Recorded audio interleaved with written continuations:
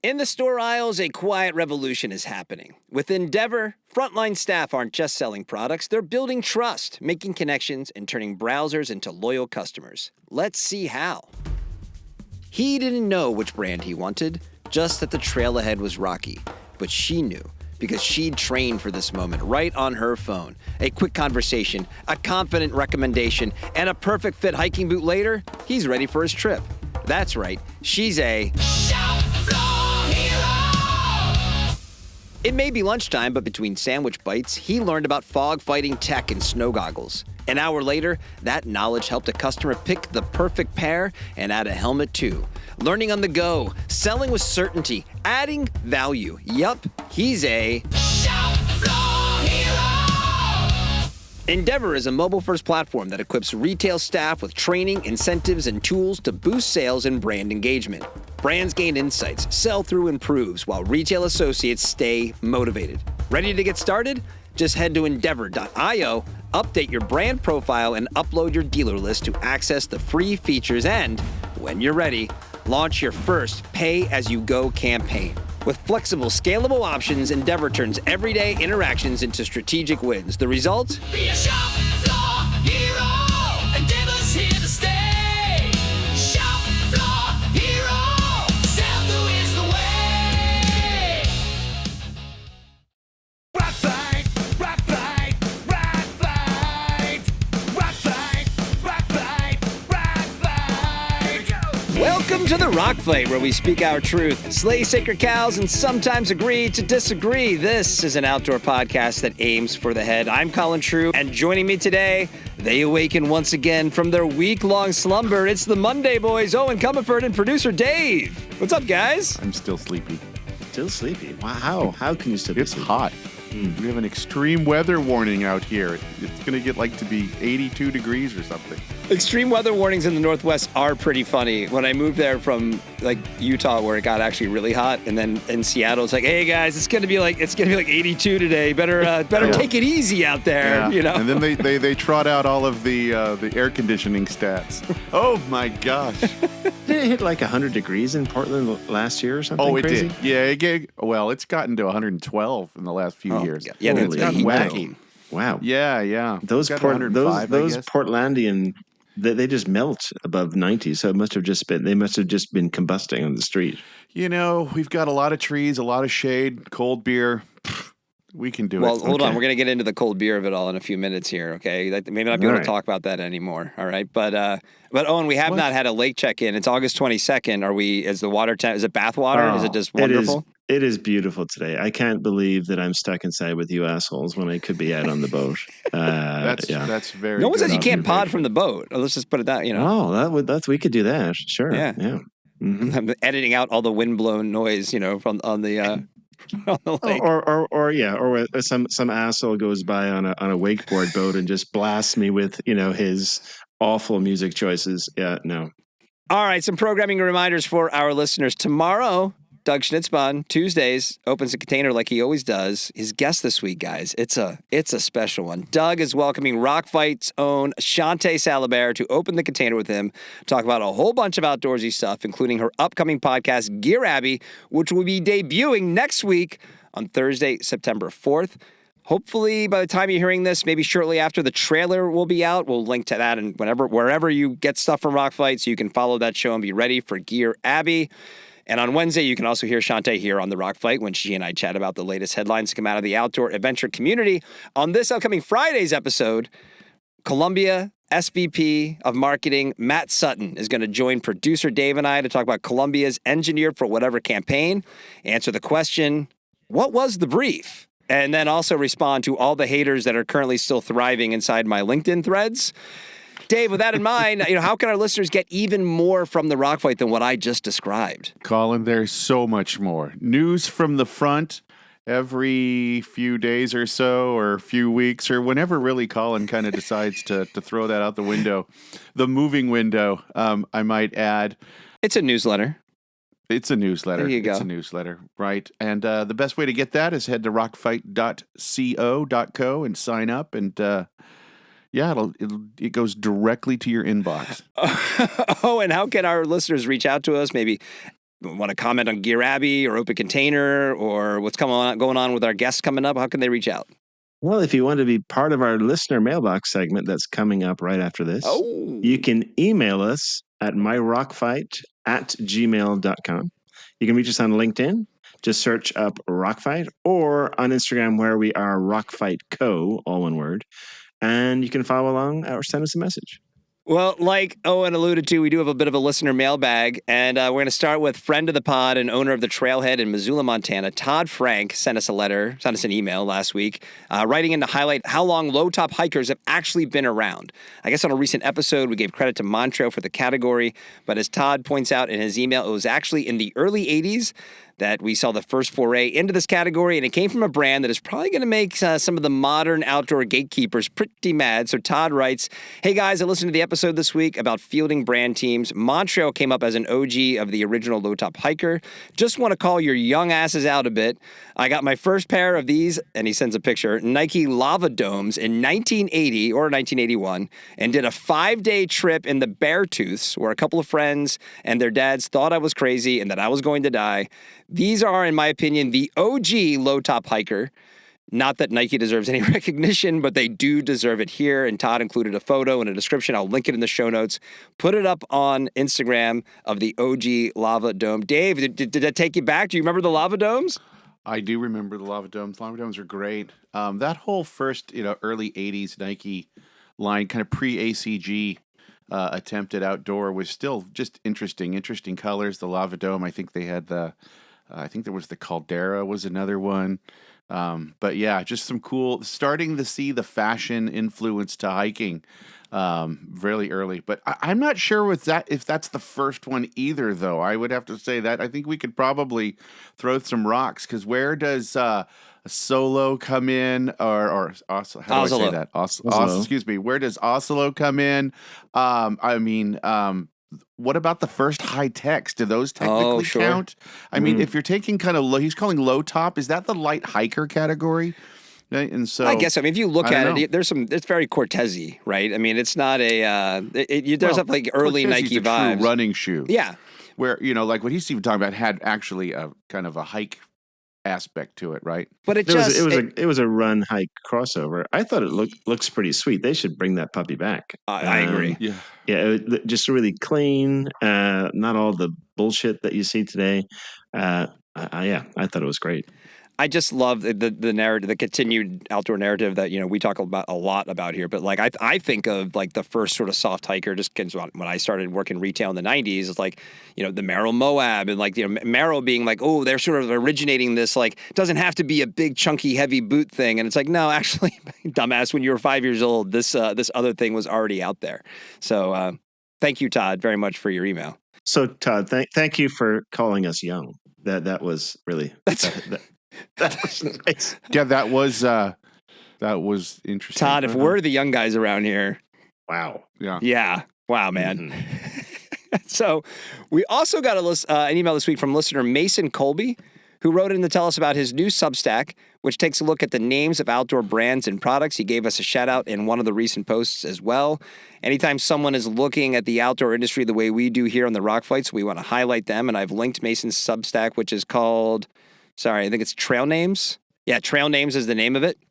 And so go there, check it out. Thanks for Mason for writing in and listening in. I mean, it's the whole thing, Dave, was about, how do we, looking at the names of outdoor products and kind of, not ranking them, but like, kind of breaking them down in a way, which I think is kind of right in our wheelhouse for sure. Yeah, like you said, Colin, we've spent a lot of time, probably an inordinate amount of time and an unhealthy amount of time talking about names and brand names, and are they appropriate? Are they good? Are they bad? Are they evil?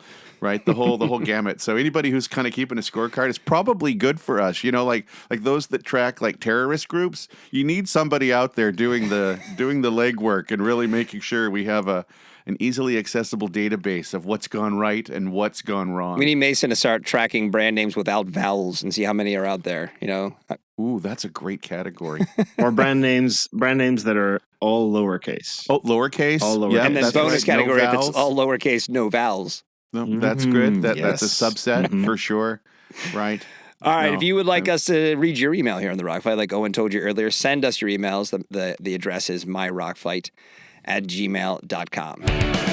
All right, the opening shot on today's episode of The Rock Fight is presented by Lem's Shoes as the summer season wraps up. Now is a great time to get ready for fall with Lem's.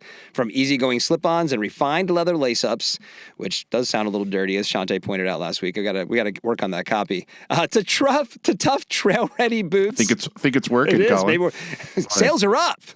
Yeah. Lem's Interest is even up more. Lem's offers footwear. You and Chate, I mean, just I don't know, dirty minds on the Wednesday podcast. I gotta say, Thank you. Lem's offers footwear for every occasion, and their fit is unmatched, everybody. If you've never experienced the fit of a pair of Lems, I just feel kind of sorry for you. So Lems are built with comfort, durability, and versatility at their core. Their collection is ready to take you wherever the season leads, and with fresh, exciting styles just around the corner. Be sure to stay tuned to hear what they have coming down the pike. But in the meantime, head to lemsshoes.com right now to get your feet into the best fitting shoe you've ever worn. And I think, Owen, you follow up from last week, you got your Lems.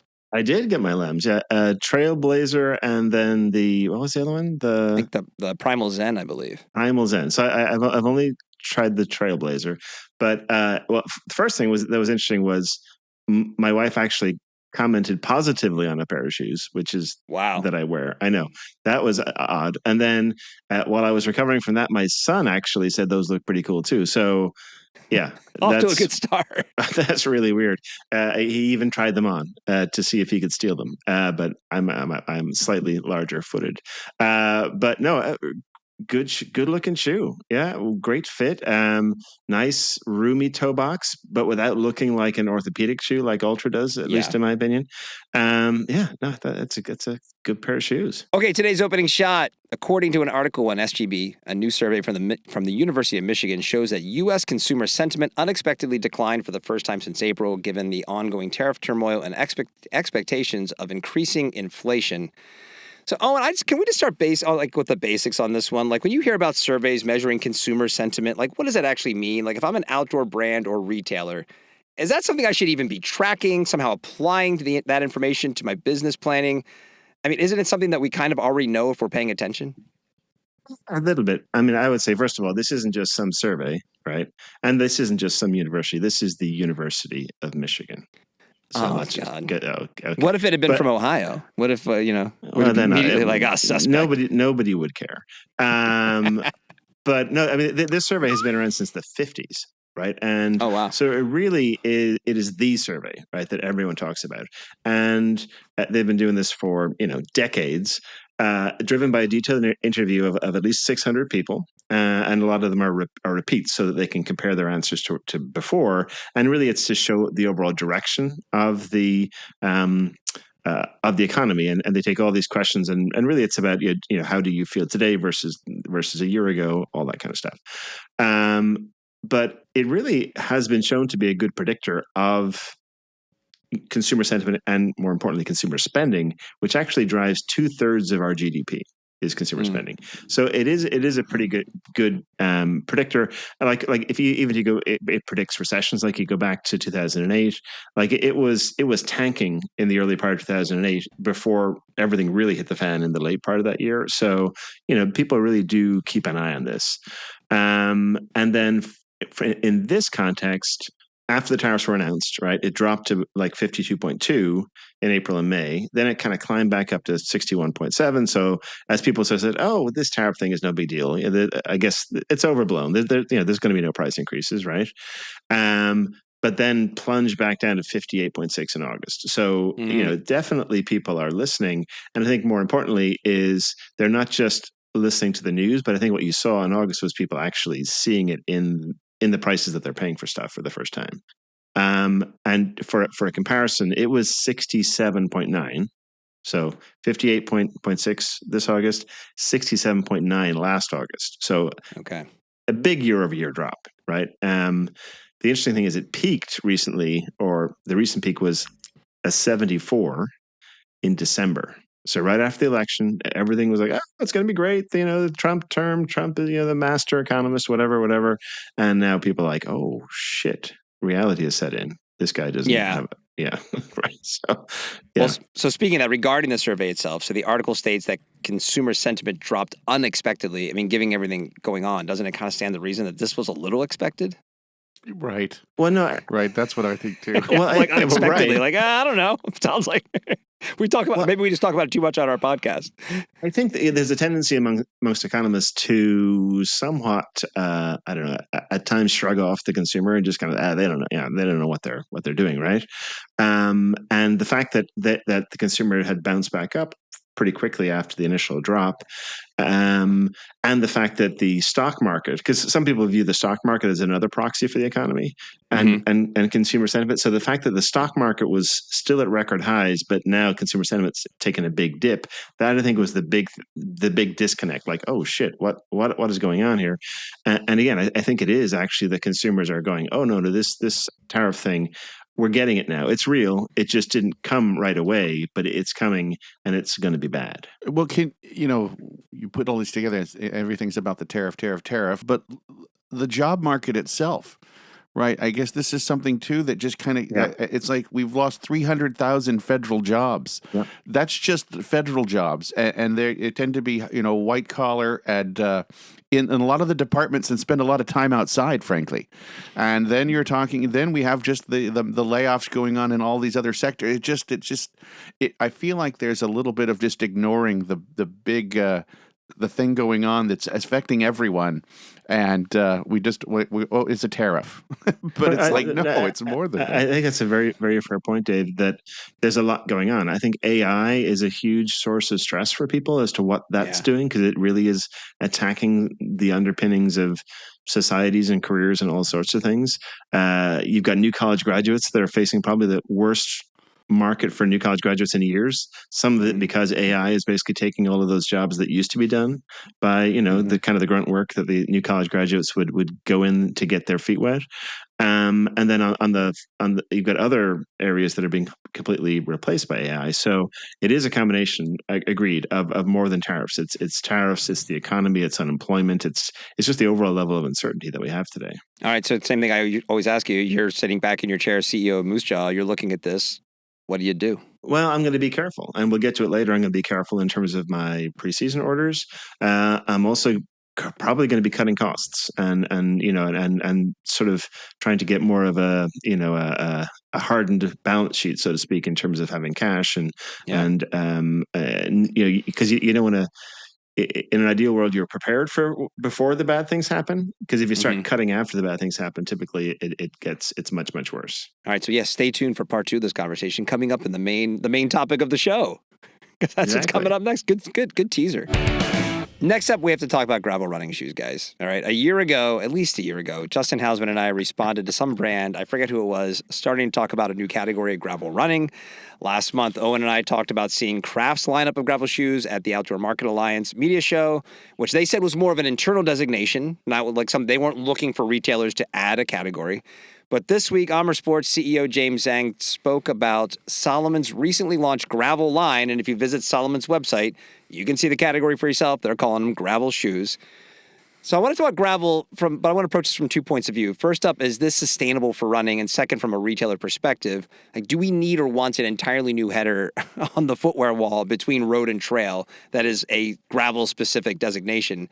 So Dave, when you look at running from a brand and creative point of view, do you get excited about the prospects of growing the category this way, or does it simply divide resources that could be applied to trail running, which, as we all know, is kind of exploding right now? I think it's all the same thing, Colin. I think this is a distinction in search of a reason. Now, from a storytelling perspective, the idea that you are able to talk about a surface as an activity viscerally, like I can certainly hear the sound of the footsteps on the gravel, crunch, crunch, so crunch. Different from a trail, too. So it's just radically different. Well, sure, that's definitely more of a thud, Colin. I mean, come on, can't you get that? But it gives you a sense to change up your environment, so you are but you are telling the same stories, right? For sure. But so from that, I like that. But from a product perspective, I mean, it is silly. I have a gravel shoe, I have a trail shoe, I have a road shoe, I have a day shoe, I have a night shoe,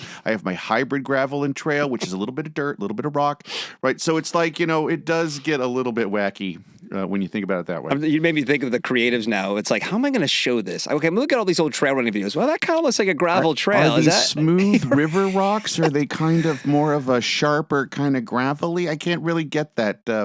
What's my inspiration? I don't want to take this seriously, but I mean, it's like Salomon, and this is not us taking another jab at Salomon, which we know we have fun doing because of our own missteps earlier this year. But it's also like, man, it's a category. They're putting it on their website as a category. Like that says to me that they're going to say to retailers, you also should have a category. Is it a category or is it just a couple shoes that we call gravel? That's probably what it will amount to being. Think of the voiceover opportunities, Colin. I mean, really, you could really segment this. This is pretty cool. Sometimes you don't want to run on a trail. In a world, in a world where sometimes you're on a trail that's a little smoother than other trails. well, you have to run smooth. Run smooth. Right. There's the tagline. Run smooth. There you go. I think each pair should come with a little set of calipers, and so you go out on the road, and then you see, okay, is that a pebble? Or is it a piece of gravel? If it's more than 5 millimeters, you're going to change from the gravel to the trail running shoe.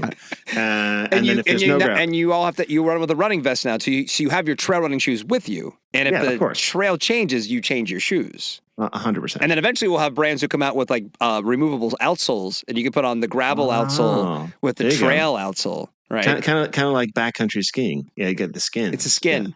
Yeah. Okay, got it. Love it. Yeah. So all kidding aside, Owen, from a retailer perspective, like, would you embrace this and lean into it? Or is this just a trend that's probably going to fizzle out at some point? Sure. I mean, if it helps me sell more shoes, I am all over it. Bring it, baby. Yeah. I mean, I think it's a category that in some ways, it gives, if I'm truly an outdoor retailer, it's a category that gives me a little bit more permission to stock those shoes as opposed to a pure road running shoe.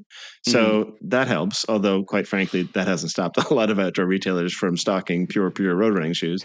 But yeah, I mean, I think if they sell, I would sell them. It's also potentially a way to sell a consumer that just bought the trail running shoes. Well, okay, now those are for the trail. Okay, but how are you going to get to the trail? Okay, now you're going to need this other pair just to get to the trail. And then here's these road running shoes to get you to the gravel before you get to the trail. So I'm going to sell you 3 pairs of shoes for one. It's going to be great. I remember when Justin and I did talk about that, because he was even thinking like, God, like, sometimes I got to run on the road to the trail. Like, can I do that in my trail running shoes? And like these little like thoughts that kind of get embedded in your head that we obsess over at times. Like the trauma that you're creating for the runners out there by adding more things is not okay, running brands. Scale it back. I think it does make sense, though, for Salomon, because obviously their core DNA is trail running.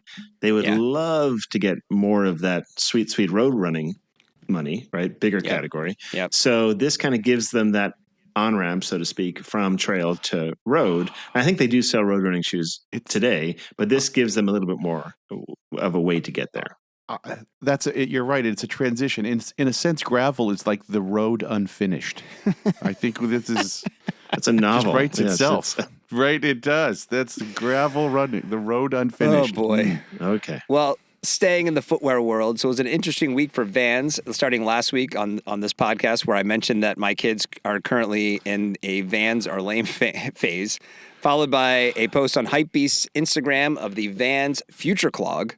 And then lastly, on Thursday of last week, Footwear News reported that Vans and all vulcanized rubber footwear brands are poised for a comeback based on the hype around Vans' Old School Souvenir, a shoe that was inspired by an 11-year-old messenger bag.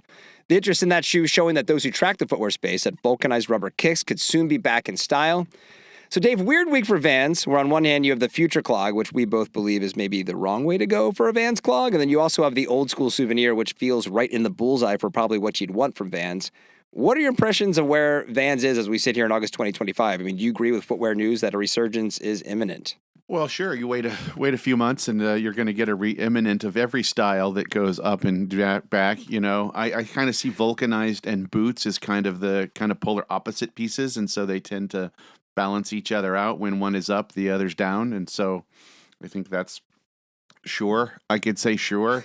What'd you think? Well, what'd you think of the clog? It's sitting right there for them.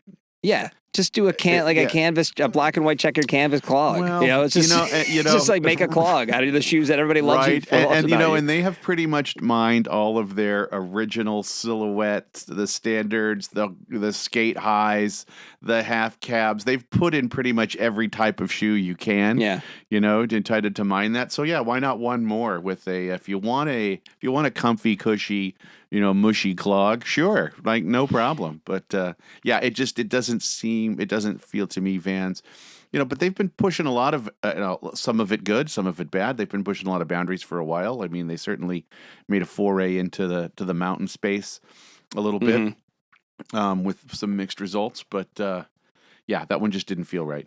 Owen, for the people who, a little bit gatekeepy again around the outdoors, I mean, should we even be talking about Vans on an outdoor podcast that aims for the head? It's a fair question, because the core Vans line is definitely fashion. I mean, let's be honest here. But we sold Vans at Moose Jaw. We had their snowboard boots. They do have a BMX line, but which is basically really kind of sort of a redo of their skating pieces. And then they used to have a hiking line. I went looking for it and I couldn't really find it. So I thought they released one like last year. Wasn't there a recent release of hiking shoes? They still have. I don't know if it's a full-on collection. MTE. So that's that's kind of the outdoorsy side. The Cross Path is definitely, and the Crest line are kind of the two main styles, and they have those in kind of regular, extra duty, waterproof, insulated. There's even a Gore-Tex version, so they've definitely played in that. And again, I think visually they look great.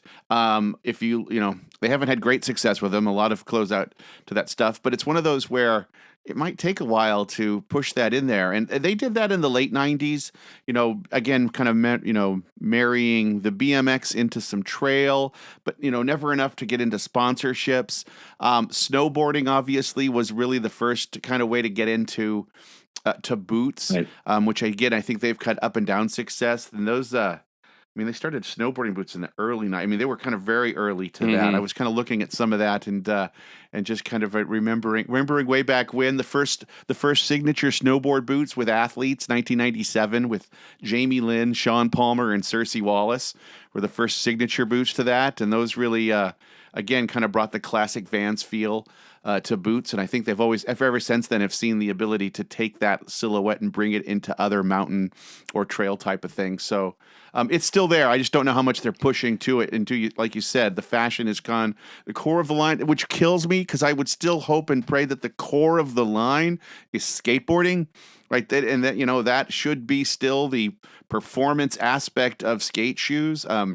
It's not all about the vulcanized kind of piece. There's definitely technology that belongs in that kind of stuff. So I hope that they, that sport has changed and that whole industry has changed. But it's still, to me, the center of their being. Even before it was recognized as a action sport, that was such the pure adoption of a subculture. Yeah, and it came out of surfing, by the way. It was people trying to mimic surfing on land. And I think, right. Go back to Todd's email at the beginning of this episode. Right, Nike's in are dipping their toes in the hiking water in 1980. I just it absolutely belongs in an outdoor store from my perspective, or for us to talk about it. I think it's relevant. You sold them at Moose Jaw. If I live in a town and I have a great skate park, and I don't care if I'm a backpacking store, you could justify selling some decks and some trucks and some vans, and it would totally make sense as a part of your assortment.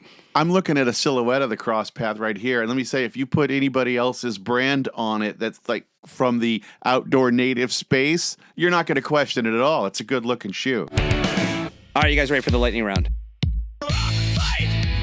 Lightning round. First up, hiker core may be dead, but a new trend is just getting started because angler core is here. The fisherman aesthetic trend has arrived with inspired pieces based off of waders and cropped vests with lots of pockets. So, Owen, how high is the angler core ceiling? Are we going to see you at trade shows this fall wearing your new fishing vest? No. No. Hey, I earned my outdoorsy look honestly through industry pro deals. So no, I will not be. You're not going to see me in an angling vest. But I don't know. This is just like the illogical conclusion or extension of the lumber sexual. I don't remember that one. Oh, of course, yes. Core. all of that shit, which is basically just urban people wanting to appear connected to nature. And I'm not going to blame them for that. But you should want to appear connected to nature, or actually, you know what? Connect with nature. That's also a good option. But these sorts of people and trends have driven our business way more than maybe we'd even want to admit. So, hey, I'm all for it. Go for it. Did you say illogical? Illogical conclusion? Illogical I disagree. Anytime you're talking that many pockets in one place, you have got some function going on. Okay. I mean, I think it's the most actually logical of all those adoptions. I mean, look, a puffy jacket in a cold northeastern city totally makes sense. Totally. But I'm just saying, if you can cram 12, 24 pockets into one space, you're basically a walking pharmacy. You can just pour little pieces everywhere. It's fantastic. All right, the only thing that one of you said that wasn't honest was Owen. He didn't pay anything. He got those deals for free. Let's be honest. There was no free deals. All right. That's Which, right. by the way, so did the rest of us. All right. Right. All right, next up, a new Gallup poll is reporting that alcohol consumption in the U.S. has hit a 50-year low, with 53% of Americans now seeing moderate drinking as bad for your health. Dave, outdoor brands have been touting their trail-to-bar products for more than a decade now, but this new study makes that phrase risky to alcohol-adverse consumers. What will be the new cliche to prove a button-down shirt can perform, but also be kind of stylish? We put the fun in fentanyl? Like, I don't know. Like, what are you going to do? As long as there's alliteration, it's acceptable, I think. It's totally. It doesn't have to actually work. I mean, what this is really saying is that the temperance movement is winning. And they may have started in the 19th century with our, with our buckskin suits. At that same time, they had a little victory in the 20s. We were able to beat it back. But now it looks like it's going to win. All right, last one. The Sports and Fitness Industry Association recently issued a mid-year report stating that 22.9% of Americans were entirely inactive during the first half of 2025. Oh, and in years past, I would have assumed that these 23% of inactive people were probably out getting wasted. But if no one is drinking anymore, what the hell were these inactive people doing? I think, unfortunately, they have let the tech industry take over their lives. So they're either doom scrolling on their phones, they're playing video games, they're binging Squid Game, or worst of all, having deep and meaningful conversations with ChatGPT. Yeah. Don't call out Dave like that. Yeah. I give ChatGPT advice, Colin. Oh, let's just be clear. Okay. Today's main event on the Rock Fight was presented by Oboes, who wants to share their love of hiking, and we want to help them by uncovering all the different reasons we love to take the long walk, including the following. Number 1, a dorky fanny pack becomes a cool hip pack if you're hiking with it. Do you wear it over your shoulder? How do we feel about the over-the-shoulder You can pack? go sling. Yeah, that's when you're really cool. Yeah. Yeah. That seems like, I'm not going to weigh in. I'm too old to weigh in on that one. Number 2, hiking is the only time you can use trekking poles in public without people looking at you funny. I'm not sure that's true. Nordic walkers in 2006 would take exception to that. I'm just not sure either of those are true. Number 3, any walk can be called a hike if you're wearing the right boots. There you go. That's true. There you go. Number 4, especially if There those you go. boots are a pair of Oboes Hyalite mid-waterproof boots. Oboes Hyalite is rooted in the spirit of Hyalite Canyon, designed for lasting comfort and made with recycled and bio-based materials. The Hyalite collection is designed to support your stride, whether that's out on rocky switchbacks or wandering closer to home. And this hiking appreciation moment is brought to you by Oboes of Bozeman, Montana. Oboes is the maker of premium quality footwear for the trail and the Cupid to the outdoor world. Oboes. Love hiking. All right, for our main topic today, fall selling season, right around the corner like we were talking about earlier. And Owen, this week on LinkedIn, you put up a post about the state of preseason orders. Now, they appear to be trending more conservatively. So you asked industry retailers, reps, and brands to weigh in with what they're observing as they are looking to book orders for fall 26. You, of course, received a number of responses. Before we get into the reactions, why don't you give us the background here? What were you observing in the marketplace that led to this post? Well, really, it's actually that right now we're wrapping up spring summer 26 order writing, right? So it's theoretically done, right?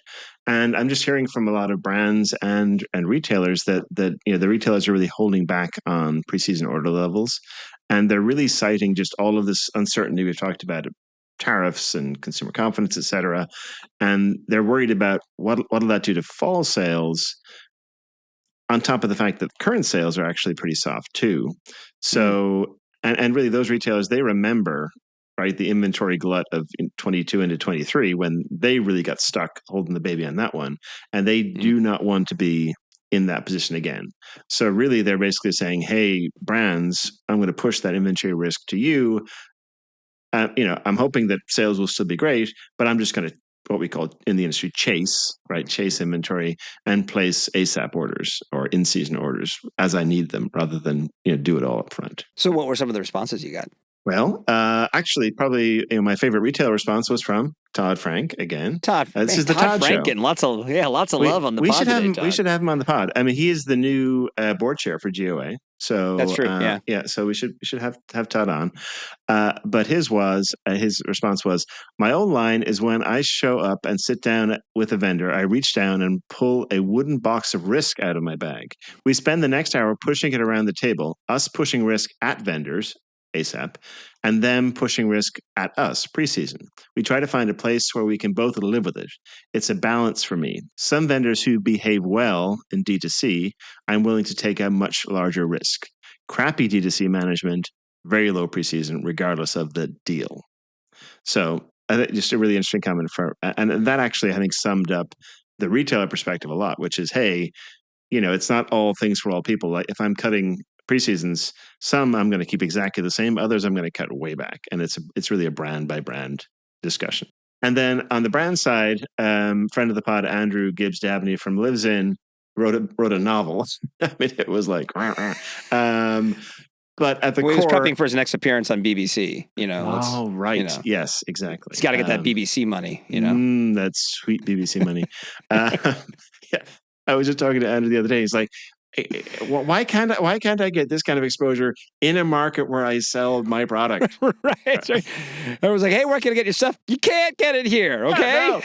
Yeah. Maybe they should launch in England. I don't know. Go on Fox News. That's what you need to do, Andrew. Oh, there we go. But I quoting sort of the core of Andrew's novel, he said, when preseasons are reduced with an expectation of similar sales to previous periods, then the brands don't have clarity to forecast and purchase accurately. This leads to brands making to sell and doing more of the buy as guesswork. If a brand forecasts incorrectly, the extra stock is concentrated in one location with one customer base, leading to an inefficient process in finding customers for those products, ergo closeouts and liquidation. Ultimately, retailers reducing preseason ordering in favor of chasing ASAPs will lead to more waste in the system and more discounting down the line. David, you see ergo in a statement, do you take it more or less seriously? I think it. Yes. Ergo, that's a great question. I don't know. I would say before the Matrix, I would have taken it less seriously, but after the Matrix, it's really an important part of any kind of diatribe or discussion of how the process and systems work. You would need to use ergo. Yeah. But look, all kidding aside, I mean, Andrew's point is very valid. It kind of breaks it down especially from a small brand perspective of what their day-to-day life is like, right? Well, the other issue from a small brand perspective is the smaller the brand, it's sort of ironic, but the smaller the brand, the more they have to put down in terms of the deposit before the order is even placed, upwards of 50% of the inventory, right? So they're putting all this money down way in advance just to get the product made. Then they've got to pay for it to get it on a ship, okay? With preseasons, at least when they get it here, typically they're getting it right at the door to the brands, and then hopefully within 30 days they get paid. So they're getting paid on the early side of the season. If it all goes to ASAPs, it might be months before they're getting paid, and it really stretches out that sort of inventory to cash cycle, which really is a big deal for emerging brands. So what else did you hear from the folks on this thread? So Caleb Nixon, who was previously a senior exec with CETA Summit in Australia, he actually kind of came in with a bit of a contrarian view, which I thought was interesting. He doesn't like preseasons, didn't like them, and actually sort of stayed away from them because they ate into margins because you're incentivizing the retailer to buy preseasons, right? And oh, by the way, the retailers can cancel those preseasons at any time right up until delivery, which can create all sorts of problems, right? But even if they don't cancel it, then you've got this big delivery pressure to get it there in time. Otherwise, you get in trouble. And so you're air freighting stuff in and doing all kinds of stuff. And finally, it can create sort of these adversarial relationships between retailer and brand. So it was interesting to get that other side, like, okay, maybe not all brands view preseasons as the best thing on the planet. So, I mean, Owen, and all this with any kind of concrete conclusions, also when you kind of go back to our first story, right, about, kind of consumer sentiment, like how does this all kind of tie together? I think ultimately, in terms of the whole preseason part of it, it does come down to balance and partnership between retailer and brand. And really, the brands that are the better partners, those that do less D2C discounting, that have better spend in terms of top of the funnel demand generation for product, that do deliver on time, those brands are not going to see big cuts through the D2C orders, right? It's the other brands that are in trouble, where they're not core. They're doing some discounting. They've done some other things in the past. Those are the ones I think they're going to struggle. How do you do? I mean, because there are some brands who probably have to be, their business, they're tied into almost discounting on D2C, right? I was looking at a legacy brand. We don't talk a lot. Sarah Design's website this morning, just because I happened to be kind of doing some research on something, and it's like 50% off, 25% off. And I understand it's maybe end of the season, but I kind of get the impression, not to call you out, Sierra, but like, this is probably the kind of world you're living in now. I mean, how do you even break out of that? I mean, we hear that from a lot of brands who've kind of built this business of like, well, we can't stay in business if we don't sell these products, and we can't sell these products unless they are massively discounted almost all the time. Like, is it almost you have to draw a line in the sand and just go for it and like cross your fingers that it works out? I think, unfortunately, a lot of brands are in this overproduction mode where they're basically trying to push a rope, right? They're producing too much stuff to sell through at the price that they need to sell through it at, so they have to discount. I mean, that's just the end of the game. Or they don't have an effective demand generation piece at the top of the funnel. All of their marketing is at the bottom of the funnel, so they're just chasing the same customer that the retailer is chasing, and it just doesn't work, right? I mean, you look at the On Runnings of the world, or the Hokas, or the whatever. The folks are that are generating that big demand. They don't have a problem, right? It's the folks that are scrapping for that last bottom of the funnel sale that are in trouble. And it takes, I think, one of two things. It takes either somebody within the brand to say, hold on, we need to take a step back here from an inventory perspective and cut back to what we can actually support, and then rebuild from there, which is really hard to do, and really hard to get buy-in to do that from the ownership or the PE firm or whatever, right? It's that's some tough love right there. The other aspect is, saying, hey, listen, we're going to take our marketing budget, and instead of being 10% top of the funnel, 90% bottom of the funnel, we're going to go 70-30 the other way. And guess what? Sales are going to suck for like 12 months, right? At least, right? While we recalibrate that and start to refill the funnel, but then things will be better ahead. And that's what happened with New Balance. Actually, New Balance went through that. It was 18 months of sales just down the toilet, and then but they just invested on top of the funnel, and then it turned around. So it takes really tough decisions and discipline to make it happen. I think you just went for like the whole zombie brand conversation we've had was pretty subjective when we first started talking about it. It's like, oh, a brand that used to be relevant that isn't as relevant, and kind of like it when you see it kind of thing. I think you just described like the formula of like what an actual zombie brand is, right? Because if all you're doing is discounting to stay in business, but you're never going to break free of that cycle, that's kind of what you've turned into at that point. Because to your point, retailers aren't going to trust you to go and like do something meaningful in that arena. At this point, you're like, well, okay, if we dial back, we're gonna lose X amount of revenue, which means we can't operate anymore. But you're not really making any money because you're sacrificing all of your margin to discount it all. I mean, that's really what a zombie brand is at the end of the day, isn't it? Right, because the discounting undercuts everything, right? It undercuts your pricing discipline, it undercuts your value in the consumer's eyes. It absolutely undercuts your value from a retailer's perspective if they've got to compete against the D2C brand that's right. Discounting or breaking their own MAP policies, or you name it. It's just a race to the bottom, or selling it at Costco. I mean, whatever, right? I mean, it's a and it comes from chasing top line sales at all costs, and not supporting it with the demand generation to support those sales. It's time for a party shot. All right, so for today, for the parting shot. Hold on. Colin, before you get into whatever you were going to ramble on about, I think as you know, I was a little upset about not being part of the '90s music playlist, and clearly there were multiple bands that were left out. So I have actually developed my own '90s playlist. And You're- oh, by the way, You're kicking in the door with your own playlist? I'm kicking in the own playlist, and I want to go. I think we do another vote. Okay, playlist versus playlist. Let's see who wins. Oh, God. We're going to run another poll. We didn't do a poll with the playlist. Do you want us to put up a poll? I do, because I know I'm going to kick your ass. Okay. All right. Well, hold on. The whole point of the playlist, so like you needed to have like what are you doing while you're doing your like what's the context of listening to this playlist?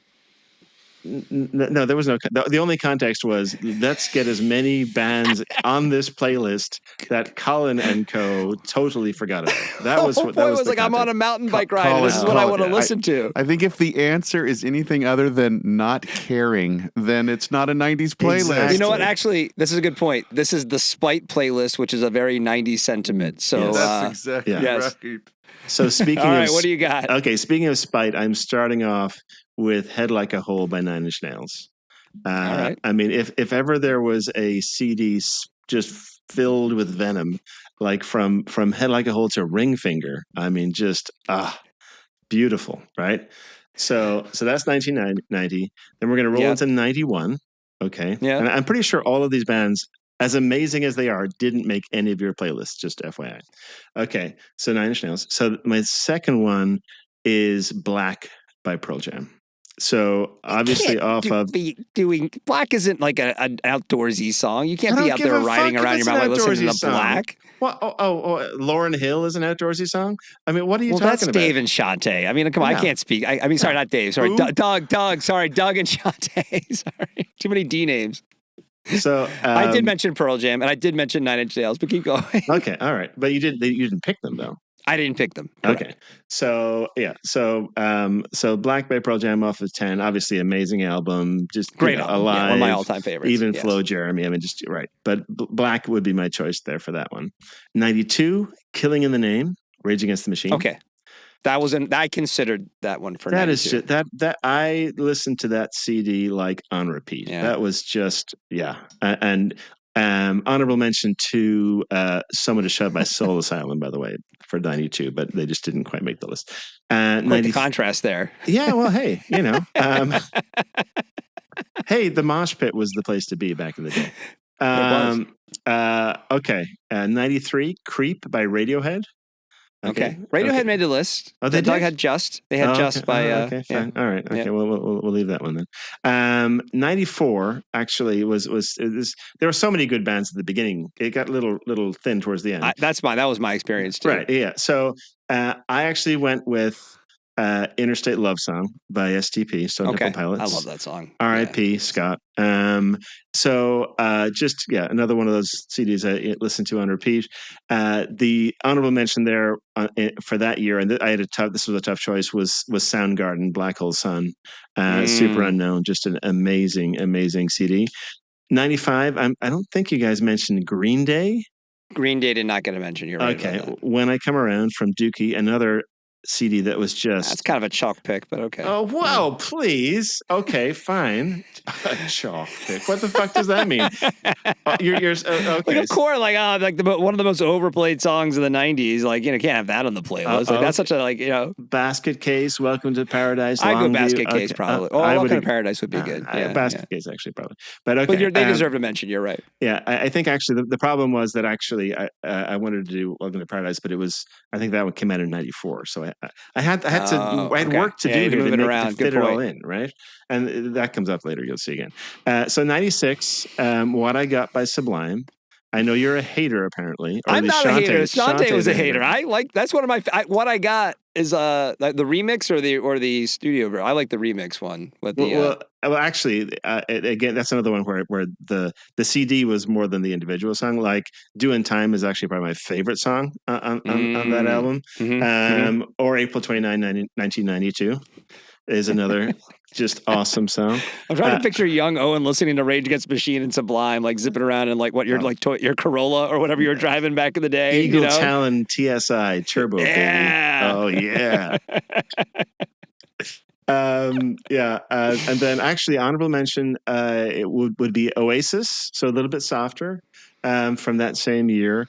And that's kind of also shout out to, I actually listen to a lot of the sort of the Brit pop Sure, so like, yeah. Stone Roses, Charlatans, James, etc., but none of them actually made it to the top of the list. Okay, so 97. All right, so Yeah. to prove I have a softer side, I was getting married at the time. Criminal by Fiona Apple. Okay, That's a good song. yeah, that is. That was good video too. that album again. That CD title just repeat. Just loved every song on it. Okay, getting into 98. This is where it starts to get a little thin, and so I have to admit. Okay, I sort of stacked things here to where I picked bands that I actually preferred their stuff earlier in the decade, but they did put out a song in 98, so I could then choose them. And so in this case, it was 1 Week by Bare Naked Ladies. Okay. Okay. And so big Bare Naked That Ladies came out fan. in 98. It did, but Yeah. their best stuff was really Gordon in 92. And it's also, this is a bit of a shout out. So I was, in Detroit, where we get a lot of great Canadian stuff on the radio that maybe you didn't get in the rest of the country, like The Pursuit of Happiness, Our Lady Peace, The Tragically Hip, City and Color. I mean, most of these bands, people are going to go, wrap I it have up no here, idea. Comerford. Okay, fine. Okay, and finally, the last one is Learn to Fly by the Foo Fighters. Again, I'm cheating a little bit here because actually their best album was The Color and the Shape in 97 that had Everlong, My Hero, etc. But still, it counts, and we got Foo Fighters on the list too. So there you go. Good list. I like your list. Thank you. Yeah. I don't know. We'll see if Shantae and Doug ever talk to you again. But it's a. Listen, my only parting shot that I was going to say is that SGB recently featured an interview with Turtle Fur's new CEO, and producer Dave didn't bring it up today. How dare you, producer Dave? How could I get an word in edgewise with all of that? Are you kidding me? I would have pointed out, though, in that article, the quote that stood out to me is that they're going to be louder, prouder, and expand the love and loyalty of a new generation of outdoor enthusiasts. So spot on. That's what you get to do when you have VC money coming in. So go talk to that consumer, expand that marketplace. Good for them. And play Owen's list on repeat, Turtle Fur. That's the only other thing we can tell you there. Absolutely. Yes. All right, good job today, guys. That's the show, everyone. We want your emails, like we said. Send them to myrockfight@gmail.com, especially you, Todd Frank. You have a lot to live up to after this episode. The Rock Fight's a production of Rockfight LLC. Today's episode was produced by producer Dave. Art direction provided by Sarah Gensert. For Eoin Comerford, I'm Colin True. Thanks for listening. And once again, Less Than Jake does not make a top 10 90s list, but Krista makes us here anyway to sing the Rock Fight song. It's nice of him. We'll see you next time, Rock Fighters. Rock fight.